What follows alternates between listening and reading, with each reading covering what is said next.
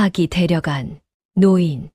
옛날 어느 마을에 마음씨 착한 노인이 살고 있었습니다. 노인은 늘 제 몫을 조금 남겨두었다가 찾아오는 이에게 내어주곤 했습니다. 부모가 모두 밭일을 나간 아이들이 있으면 데려다 씻겨주고 이야기도 들려주었습니다.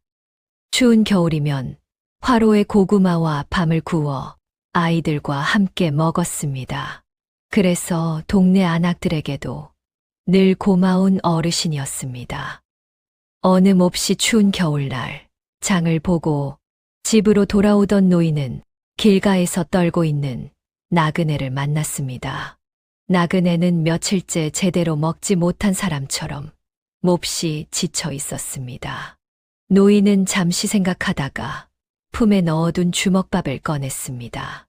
그것은 집에 돌아가는 길에 자신이 먹으려고 챙겨온 마지막 음식이었습니다. 하지만 노인은 망설이지 않고 나그네에게 건넸습니다.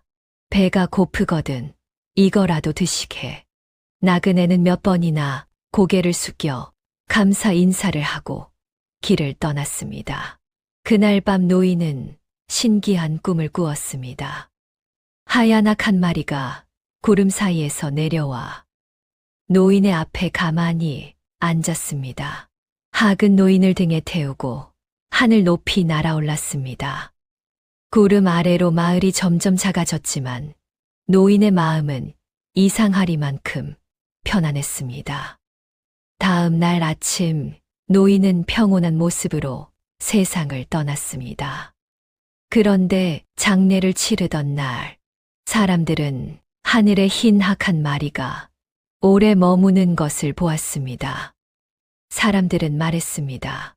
착하게 살다 간 어르신을 학이 하늘로 모셔가려는 게야. 옛사람들은 학을 1000년을 산다는 장수의 상징으로 여겼습니다. 또한 신선이 타고 다니는 신령한 탈 것이며 선하게 살아온 사람의 영혼을 하늘로 인도하는 존재라고 믿었습니다. 그래서 학이 나타나는 꿈을 꾸면 좋은 징조라 여기기도 했습니다. 학은 예부터 특별한 의미를 지닌 새였습니다. 여러분도 언젠가 학을 만나 하늘로 인도되는 삶을 살아보시는 건 어떠실지요?